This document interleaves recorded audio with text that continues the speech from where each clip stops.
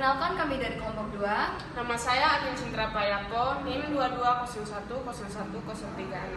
Nama saya Devira Novita Putri dengan NIM 2201011035. Nama saya Triastuti, NIM 2201011056. Nama saya Fahmi Ahmad dengan NIM 2201011057. Di sini kami akan menjelaskan mengenai sejarah era komputer, piranti masukan, keluaran, penyimpanan dan pemrosesan, dan juga komponen-komponen motherboard.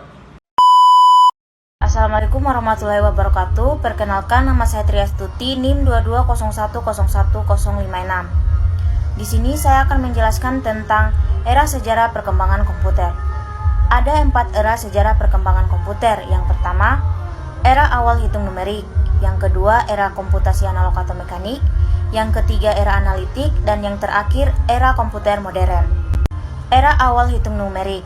Pada sekitaran tahun 300 sebelum Masehi, di Asia Kecil Babilonia, muncul alat yang bernama abakus atau simpoa, yang digunakan para pedagang untuk menghitung hasil transaksinya. Setelah itu, pada tahun 1642, Blaise Pascal menemukan alat yang ia sebut sebagai numerical wheel calculator, atau yang biasa dikenal sebagai Pascalin. Kelemahan alat ini hanya terbatas untuk menggunakan penjumlahan. Era kedua ada komputasi analog atau mekanik. Pada era ini, Pascalin mulai diperbaiki oleh Gottfried Wilhelm von Leibniz pada tahun 1694, sehingga bisa digunakan untuk perkalian. Setelah itu, Charles Xavier Thomas de Coleman membuat alat mesin yang ia sebut sebagai arithmeter, yang bisa digunakan untuk perkalian, penjumlahan, pembagian, serta pengurangan. Pada era ini juga muncul alat situ tenun yang sudah menggunakan push art. Era ketiga ada analitik. Pada era ini, Charles Babbage dengan asistennya membuat komputer general pertama yang ia sebut sebagai Analytica Engine. Di era keempat ada komputer modern. Pada tahun 1889, Herman Hollerith mengembangkan alat mesin yang ia sebut sebagai Hollerith Dix, yang digunakan untuk menangani sensus di Amerika Serikat pada tahun 1890. Dengan alat ini, proses perhitungan sensus selesai dalam 2 tahun. Setelah itu, pada abad ke-18, Herman Hollerith mendirikan perusahaan yang ia beri nama sebagai Tabulating Machine Company. Dan pada tahun 1904, Herman Hollerith pensiun dan digantikan oleh Thomas Wesson, kemudian mengganti nama perusahaan tadi menjadi IBM. Setelah itu, pada tahun 1940, Atanasoff dan Berry membuat komputer general pertama yang ia sebut sebagai Harvard Mark I, yang bekerja sama dengan Universitas Harvard dan IBM. Program komputer Harvard Mark I ini adalah Grasshopper, seorang wanita. Setelah itu muncullah PC-PC lain seperti 1976 ada Altair 8800, 1977 ada Tras 80, 1979 ada VIC-20, 1981 ada IBM 1550, dan 1984 ada Macintosh. Terima kasih. Assalamualaikum warahmatullahi wabarakatuh. Assalamualaikum warahmatullahi wabarakatuh. Nama saya Agin Cindra Payapo, NIM 2201011036. Di sini saya akan menjelaskan tentang piranti masukan, piranti keluaran, piranti penyimpanan, dan piranti pemrosesan. Yang pertama, piranti masukan atau effect device adalah semua peripheral perangkat keras komputer yang digunakan untuk memberikan data dan sinyal kendali untuk suatu sistem pemrosesan informasi, misalnya komputer. Jenis-jenis piranti masukan: pengetikan, ada keyboard, ATM, point of sale, gambar penunjuk, ada mouse, trackball, pointing stick, touchpad, touchscreen joystick. Di pengambil terformat ada barcode reader, magnetic ink character, optical mark character, optical character recognition. Sedangkan pengambil tidak terformat ada image scanner, kamera digital, pembaca retina mata, pembaca sidik jari. Di suara ada mikrofon, automatic, speech recognition, touch toner. Di video ada kamera video. Sedangkan di gerakan ada glove, headset, walker. Kedua, piranti keluaran atau output device adalah piranti yang dapat menampilkan hasil pengolahan, hasil pemasukan data atau perintah pada komputer.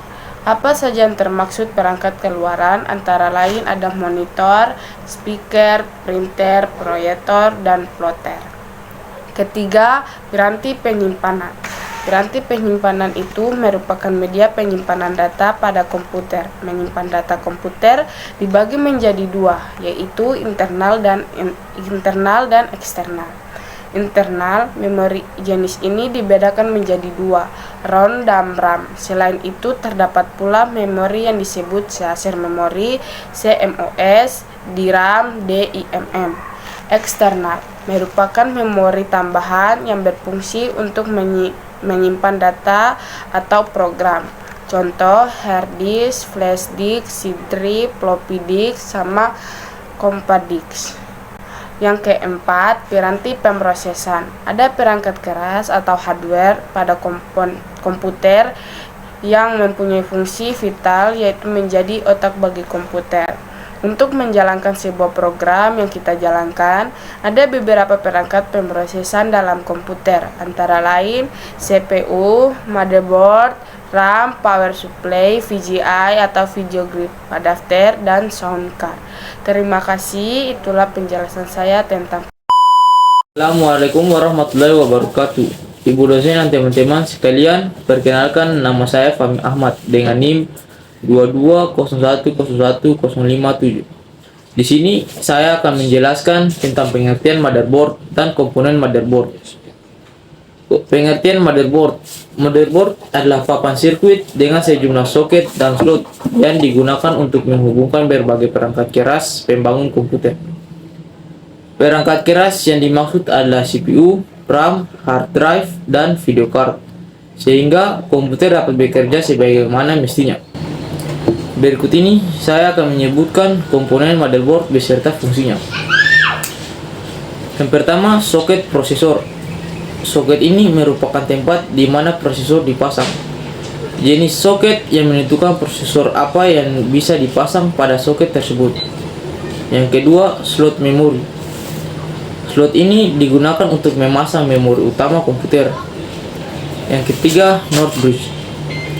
Merupakan sebutan bagi komponen utama yang mengatur lalu lintas data antara prosesor dengan sistem memori dan saluran utama motherboard. Yang keempat, short bridge. Short bridge sebutan untuk komponen pembantu NOR bridge yang menghubungkan NOR bridge dengan komponen lainnya. Yang kelima, slot PCI Express x16.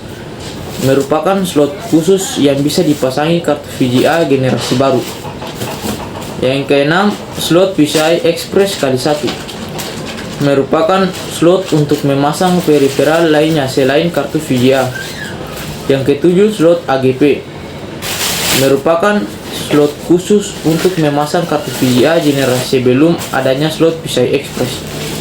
Yang ke-8, slot PCI.